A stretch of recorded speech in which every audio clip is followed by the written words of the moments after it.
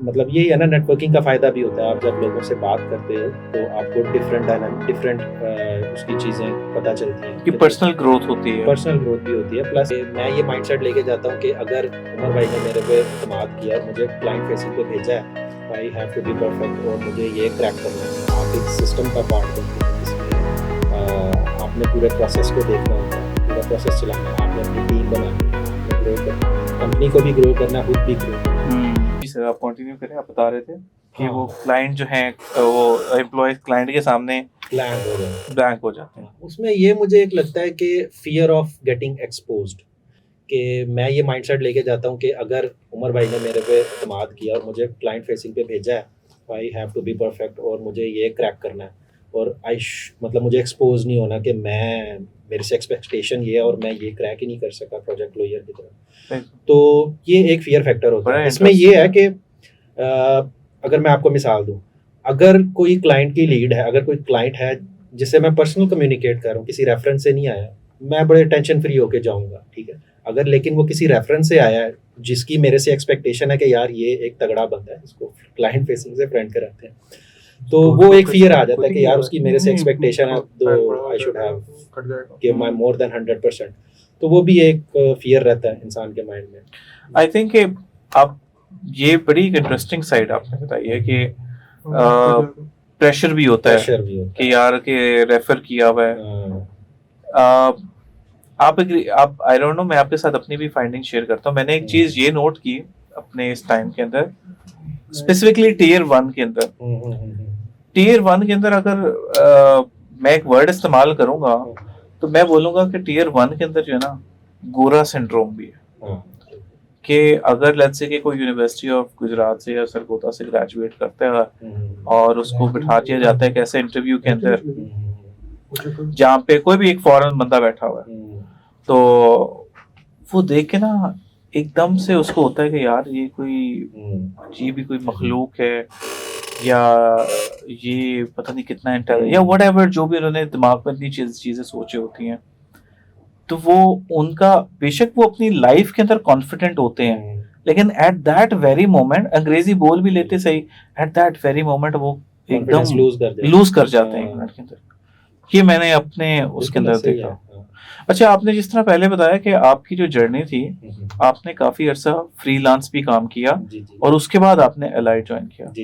तो आपने क्या जरूरत महसूस की कि यार फ्रीलांस आपका चल रहा है अच्छा आपका काम, उसको छोड़ के आपने कहा नहीं यार मैं किसी का, और वो भी आपने फ्रीलांस के बाद छोड़ के एलाइट को ज्वाइन किया एज अ टीयर 1, जो कि एक प्रमोशन की तरफ शायद नहीं है, एक आप एक स्टेप नीचे आए, फर्स्ट स्टेप है। लेकिन क्यों ऐसा, क्या थिंकिंग प्रोसेस था? मतलब फ्रीलांसिंग में यही था ना कि एक पॉइंट ऐसा आ गया था जिसमें ऑब्वियस हो रहा था कि मतलब एक लिमिटेशन है, इससे ऊपर मैं जा ही नहीं रहा, ग्रो नहीं कर पा रहा। और जैसे कि मेरा एक यहाँ पे म्यूचुअल फ्रेंड है, उससे मेरी अक्सर डिस्कशन होती थी, तो उसने मुझे काफ़ी कायल किया कि अलाइट का मॉडल समझाया कि इसमें ग्रोथ है।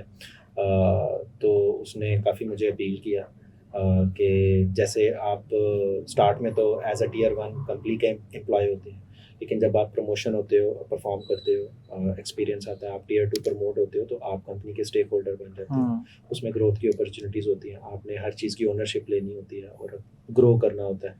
तो वहाँ से मुझे इंस्पिरेशन मिली कि डेफिनेटली अगर ग्रोथ पाथ है तो जाना चाहिए। प्लस फ्रीलांसर में ये होता है कि मेरा एक ये भी ड्रॉबैक था कि ये मेरे साथ हुआ है, मतलब ज़रूरी नहीं है हर एक के साथ हो। नेटवर्किंग मेरी बहुत लिमिटेड हो जाती है, क्योंकि यहाँ पे आप ऑफिस में बैठते हो, काफ़ी लोगों से मुलाकात करते हो, तो नेटवर्किंग का एक फैक्टर है जो एज अ फ्रीलांसर आपका बहुत लिमिटेड होता है। और मतलब यही है ना, नेटवर्किंग का फ़ायदा भी होता है। आप जब लोगों से बात करते हो तो आपको डिफरेंट उसकी चीज़ें पता चलती हैं कि पर्सनल ग्रोथ होती है, पर्सनल ग्रोथ भी होती है। प्लस मैं जैसे एज अ फ्रीलांसर मैं मोबाइल एप्लीकेशन में ही बस उसी में ही था, उसी डोमेन में था।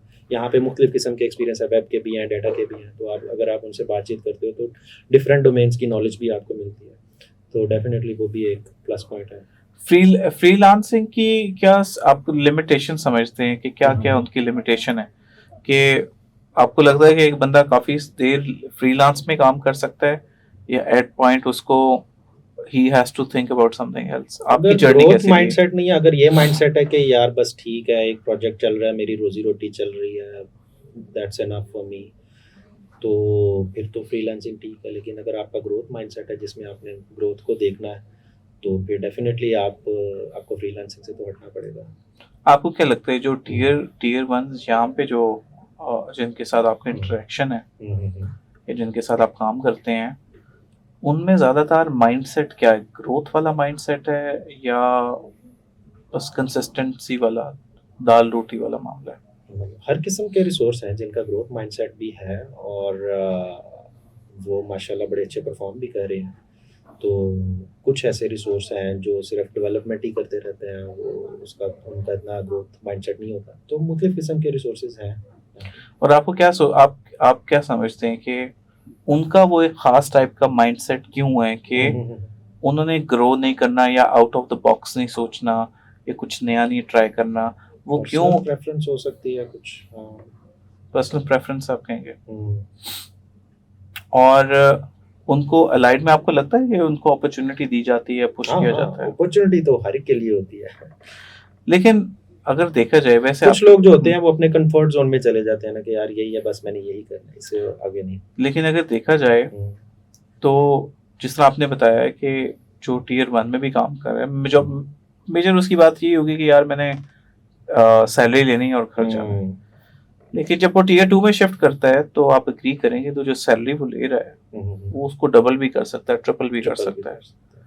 सो डू यू थिंक कि कोई ऐसी चीज़ है जिसकी वजह से वो हेजिटेंट है कि यार मैंने नहीं जाना या मैंने ट्राई नहीं करनी, या उसको अवॉइड करते हैं टीयर टू को? नहीं, मेरा नहीं ख्याल कि कोई भी टीयर वन ऐसा होगा जो ये सोचेगा कि मैं टीयर टू नहीं बनना चाह रहा।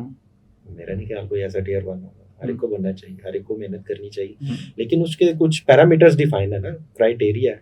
उन क्राइटेरिया पे आपने पूरा उतरना है तो फिर ही आप प्रमोट होंगे। तो आप क्राइटेरिया बताएंगे थोड़ा सा? उसका क्राइटेरिया यही है, आपके स्किल बेहतर होना चाहिए, कम्युनिकेशन स्किल बेहतर होना चाहिए, टेक्निकली थोड़े साउंड होने चाहिए, प्लस आपका माइंडसेट उस तरह का होना चाहिए कि आप मतलब सेल्फ सेंटर्ड नहीं होने चाहिए। आपने सिर्फ अपना नहीं सोचना, आपने एक सिस्टम के बारे में सोचना, आप एक सिस्टम का पार्ट बनते हैं बीइंग अ टीयर टू। तो माइंडसेट का चेंज प्लस ग्रोथ वो होना चाहिए, और कम्युनिकेशन स्किल्स और थोड़ा सा डेफिनेटली टेक्निकल बैकग्राउंड भी स्ट्रांग होना चाहिए। और जब टीयर टू में लेट्स से कोई शिफ्ट होता है या मे बी कोई एक नया शख्स है जो कि रिसेंटली टीयर टू के अंदर किया है, आपको क्या लगता है क्या उनको चैलेंजेस फेस करने पड़ते हैं टीयर टू में आते साथ ही? टीयर टू में आते साथ ही सबसे पहला चैलेंज तो यही है रिस्पॉन्सिबिलिटी का। रिस्पॉन्सिबिलिटी बहुत बढ़ जाती है। बीइंग अ टीयर वन आप कंपनी के एम्प्लॉय हैं, कंपनी की रिस्पॉन्सिबिलिटी है कि आपको काम दें, आपको सैलरी दें, ठीक है। जब आप टीयर टू में प्रमोट होते हैं तो ये आपकी हेडेक बन जाती है कि आपने काम लेके आना है। अब आप उस सिस्टम का काम है और उस सिस्टम का पार्ट है, तो आपने मेहनत करनी है, आपने प्रोसेस बनाने हैं, आपने सारी चीज़ें इन प्लेस करनी है ताकि काम आए, और मतलब जितने भी cycle and delivery cycle, sale cycle, उन सबको देखना है। तो रिस्पॉन्सिबिलिटी बहुत ज़्यादा बढ़ जाती है। तो ये किस तरीके से वर्कआउट करता है कि एक बंदा जिसका ज़्यादा टेक्निकल बैकग्राउंड है स्पेसिफिकली वो आए और सेल्स लेकर आनी है, तो वो कैसे, क्या उसमें मुश्किलात आती हैं? नंबर वन और आती हैं तो जो आपके सीनियर्स होते हैं आप उनसे नेटवर्किंग बनाते हैं, फिर आप जो आपके सीनियर्स होते हैं जो इस प्रोसेस से गुजरे होते हैं आप उनसे थोड़ी गाइडेंस लेते हैं, आप खुद अपनी एफर्ट पुट करते हैं।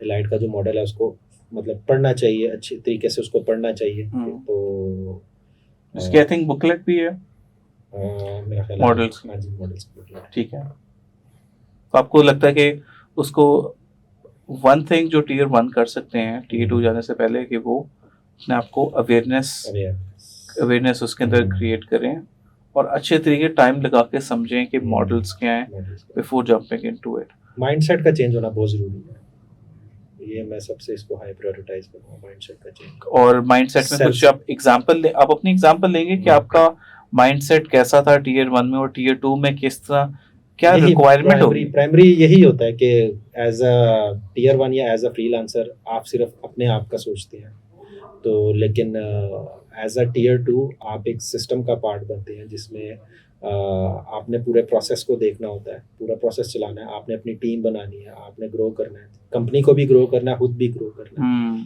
तो ये माइंडसेट का जो थोड़ा चेंज है, ये सबसे इम्पोर्टेंट है। Right.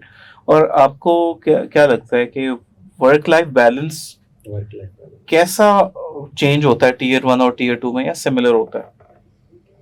Work life balance, I think responsibility जब बढ़ जाती है तो थोड़ा सा तो टीयर 2 का वो होता है, टाइम उनका ज़्यादा कंज्यूम होता है, लेकिन एट द एंड जब उनकी सारी चीज़ें इन प्लेस हो जाती हैं, जैसे उनके प्रोसेसेस बन जाते हैं, उनकी टीम बन जाती है, एक फ्लो बन जाता है, फिर I think with the passage of time और एक्सपीरियंस के साथ साथ फिर वर्क लाइफ बैलेंस भी आ जाता है।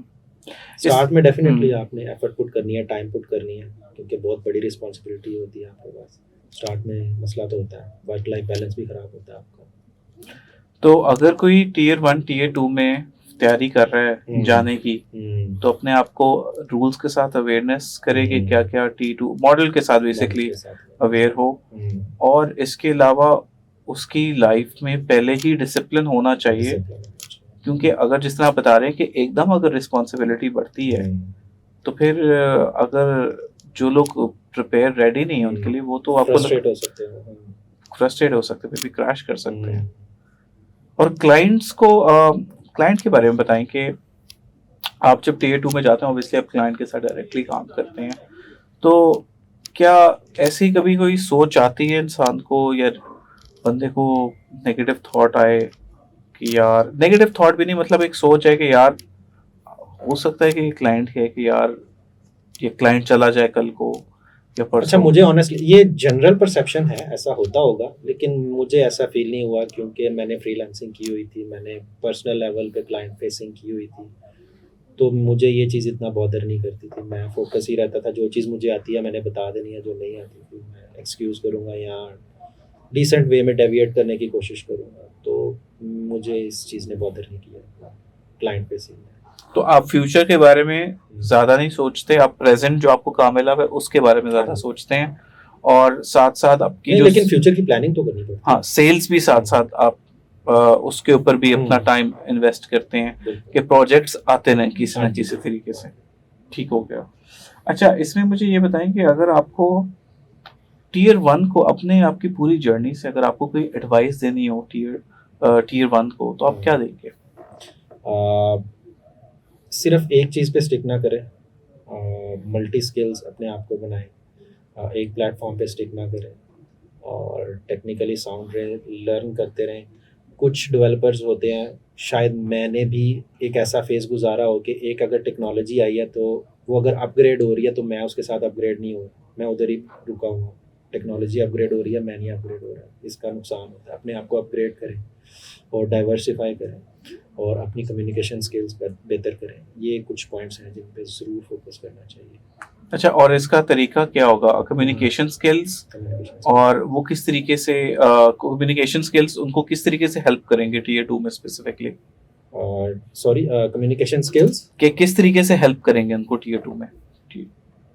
यही है कि ट्रेनिंग होती है एलाइड के, यहाँ पे ट्रेनिंग डिपार्टमेंट होते हैं हर लेवल पे, क्लाइंट कम्युनिकेशन से भी और रेगुलर कम्युनिकेशन के भी।